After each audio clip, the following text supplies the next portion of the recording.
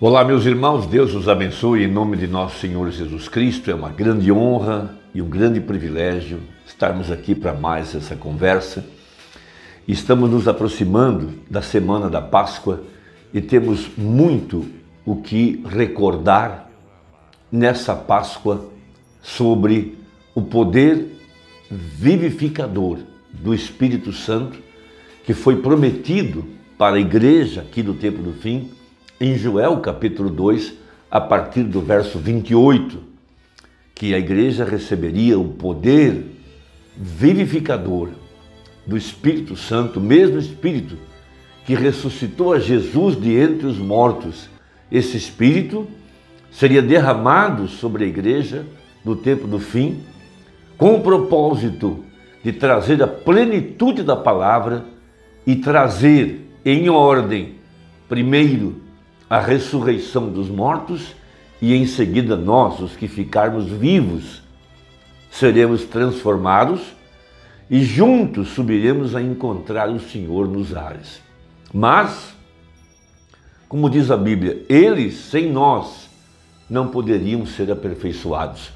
Então há uma promessa de uma ressurreição espiritual aqui nos nossos dias, para essa igreja verdadeira que está exemplificada na profecia de Ezequiel 37, no Vale dos Ossos Secos, também exemplificada no livro de Joel, na restauração da árvore noiva, também está exemplificado Mateus 25, quando Jesus vem para um casamento. Tudo isso são tipos verdadeiros para a igreja no tempo do fim. Veja, também representado em Ruth, em Boaz e demais escrituras. Agora, nós estamos no terceiro êxodo. O primeiro êxodo foi marcado precisamente pelo ministério de Moisés, um profeta. Então Moisés disse: o Senhor levantará um profeta como eu. Veja, então temos Jesus Cristo em sua primeira vinda. Veja, quando a mulher do poço o encontrou, ela sabia que ele era o profeta que Moisés havia falado. Veja, e esse mesmo Jesus estaria aqui no tempo do fim, de acordo com Lucas 17:30, nos dias da vinda do Filho do Homem. O mesmo está em Atos 3, quando Pedro se refere ao tempo da restauração de todas as coisas. Ele também se refere de que Deus levantaria um profeta como Moisés. Por isso o anjo veio na caverna até o profeta. Veja, ele estava lá orando, buscando explicações a respeito do dom que ele tinha, das visões e das profecias e tantas coisas que estavam perturbando a sua mente. Então ele estava lá orando, de repente uma luz pairou no teto da caverna e da luz saiu um homem. Veja, 1,90 m, 90 quilos, cabelo cor de oliva. Veja, e eu penso que é o mesmo Deus que veio a Abraão, o mesmo Melquisedeque, sem pai, sem mãe, sem genealogia. Ele disse: assim como a Moisés foram dados 2 dons, a ti também serão dados 2 dons. Veja, um profeta como Moisés, de acordo com a profecia. Logo tivemos o pilar de fogo, que vindicou o ministério de Moisés. Moisés havia dito que ele tinha visto uma sarça ardente e a sarça não se consumia, e da sarça ele ouviu uma voz e assim por diante. Demoraram muito para crer, mas quando Deus os estava tirando do Egito, Deus apareceu para aquele povo em forma de um pilar de fogo.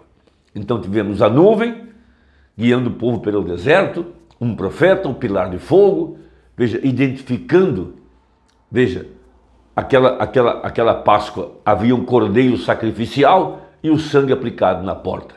Esse foi o primeiro êxodo e a primeira Páscoa no primeiro mês de abril, porque era quando o cordeiro era sacrificado, no primeiro mês, no 14º dia. Logo tivemos o segundo êxodo, agora com Jesus Cristo. Ali estava um profeta, ali estava o mesmo pilar de fogo e ali estava o mesmo sinal messiânico. Eles tiveram uma Páscoa, a Santa Ceia. Veja, lá atrás, no primeiro êxodo, era saindo do Egito e indo para a terra da promessa. No segundo êxodo, era para deixar os sistemas organizados do seu dia para a nova terra, batismo com o Espírito Santo. Veja, Páscoa quer dizer passagem. Agora não mais sangue de animais, o sangue do próprio Deus. Por isso ele teve a última ceia numa celebração da Páscoa. E aqui, no terceiro êxodo, nós também temos uma Páscoa. Por isso o profeta confronta o livro de Efésios com o livro de Josué.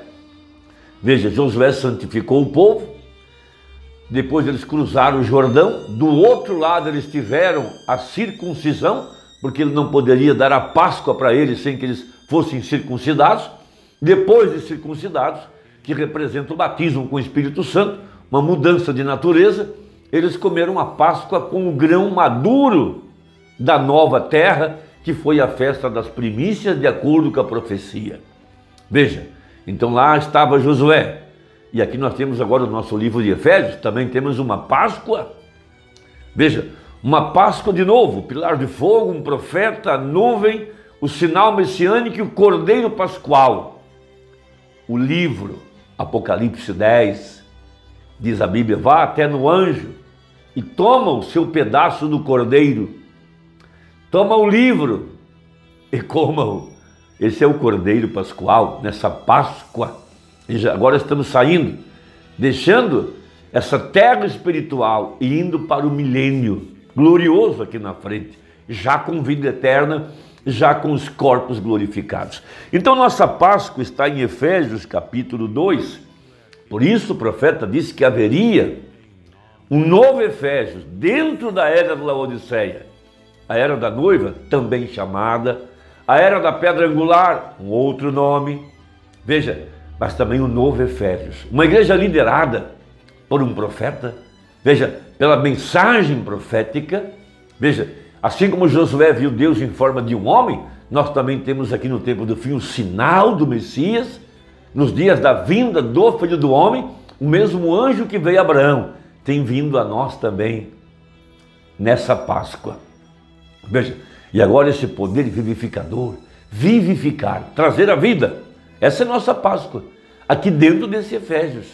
Efésios 2 diz assim, e vos vivificou, veja, o poder vivificador, que vem para vivificar os nossos olhos, vivificar a nossa mente, vivificar nossos corpos mortais, veja, pelo poder da ressurreição. Veja, Jesus agora manifestado aqui. Então quando ele se levanta, e Jesus é a palavra restaurada, a palavra manifestada de acordo com Romanos 8, vem para vivificar a semente eleita, os redimidos, apenas esses receberão influência dessa ressurreição, porque são predestinados por Deus. E assim como na primeira ressurreição, quando Jesus levantou-se da sepultura, cada parte do corpo de Jesus, do Velho Testamento, levantou com ele, o que provou que ele era um parente redentor, o que provou que ele era o nosso Redentor. Veja, por isso que os crentes do Velho Testamento sabiam, veja, a terra, o lugar onde haveria ressurreição. Então José disse, não deixe os meus restos mortais no Egito, levem-no para a terra da promessa, porque lá será a ressurreição, lá onde Abraão sepultou Sara e ele mesmo foi sepultado. Veja, então observe, ele vos vivificou, estando vós mortos em ofensas e pecados. Verso 6, veja, e nos ressuscitou. Então aqui ele muda a palavra, porque vivificar é trazer à vida algo que estava morto. Então ele agora aplica a palavra, ressuscitou, juntamente com ele nos fez assentar nos lugares celestiais em Cristo Jesus. Isso é algo tremendo, se você puder receber isso por revelação. Veja, a palavra agora vindicada em todo o seu poder, de que o Espírito Santo foi derramado sobre a igreja de acordo com a profecia. Ele não foi derramado durante as 7 eras em todo o seu poder, porque a promessa em Joel 2:28 era para os últimos dias. Veja, o corpo literal e físico de Jesus está na 7ª dimensão, ninguém discute isso. Mas a outra parte do sacrifício, o Espírito Santo, veja, que trabalhou durante as 7 eras da igreja, com uma porção apenas para mantê-los salvos aqui no tempo do fim, depois da restauração completa, depois do ensinador de justiça, depois que ele trouxesse a chuva no primeiro mês, a temporânea seródia, veja, a Páscoa no primeiro mês, o avivamento que vem da palavra. Essa é a Bíblia. No primeiro dia da semana, outra vez. Veja, então eu quero tomar isso com essa perspectiva de vivificar e ressuscitar. Na mensagem ao nascer do sol, parágrafo 159, a mensagem ao nascer do sol e o selo da Páscoa foram pregadas muito próximas, as duas mensagens, para falar desse poder vivificador que viria para a igreja aqui no tempo do fim. Nesse momento, nós estamos numa Páscoa, indo para a eternidade. Então tinha que haver um profeta, tinha que haver o pilar de fogo, tinha que haver a nuvem e tinha que ter um pão asmo. Por isso João foi tomar um livro. Uma parte era doce, uma parte era amarga, porque lá atrás eles comiam pão asmo com ervas amargas. A perseguição, a crítica, a rejeição, a incompreensão, essa parte amarga. Então diz o profeta, agora notem bem este poder vivificador. Está citando Efésios 2. Veja, esse poder vivificador tem um outro nome, é chamado de Zoe, ou seja, a própria vida de Deus vindo sobre o crente. Porque no livro de Joel, capítulo 2, verso 28, lá está escrito que ele derramaria sobre nós o Espírito Santo. Para nós dá a ideia de um líquido sendo derramado dentro de outro recipiente, mas diz o profeta que a palavra no grego é kenos, ou kenos, como quiser. Veja, ou seja, mudando de forma. Veja, agora o corpo de Cristo, não mais ela, não mais denominação, não mais sacrifício de cabras, agora ele, o corpo de Cristo.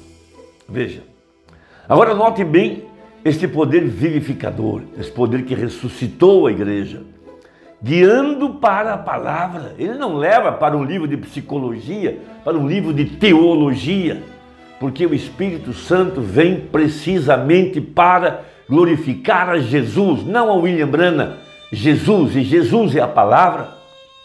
A mente que estava em Cristo também estava em você, então. Veja, estou procurando lhes mostrar que quando Deus levantou a Jesus dentre os mortos, naquele instante também levantou a você e também lhe vivificou a vida juntamente com ele. Você é agora mesmo vivificado a vida, ainda que então você fosse apenas um atributo em seus pensamentos, mas Deus havia visto tudo nele. No fim, de acordo com Efésios 1, verso 9 e 10, tornando a congregar, aqui, na plenitude dos tempos, tudo nessa pessoa, a pessoa de Jesus Cristo. Veja, Deus olhou sobre o corpo, pois o Espírito lhe havia deixado no jardim do Getsêmani, porque tinha que morrer como um homem. Porém, recordem, amigos, ele não tinha que fazer aquilo, esse foi Deus. Deus ungiu essa carne, veja, a qual foi carne humana. Se ele houvesse subido ao Calvário como Deus, nunca haveria sofrido essa classe de morte, porquanto é impossível matar a Deus. Ele não teve que fazer isso, porém ele foi ali com você dentro. Veja, dentro dele, Deus não havia separado a noiva do noivo ainda. Então, quando Deus olhou sobre o corpo de Cristo, ele viu o masculino e o feminino, e tudo foi redimido num só corpo. São um só, são o mesmo, a mesma palavra que fala do noivo, também fala da noiva. Irmão, que Deus te abençoe. Essa é a eleição e a predestinação daqueles que estavam nele, desde antes da fundação do mundo. Os profetas nunca entenderam isso, mas nós estamos entendendo aqui no tempo do fim. Deus te abençoe. Até a próxima, se Deus quiser, em nome de Jesus. Amém.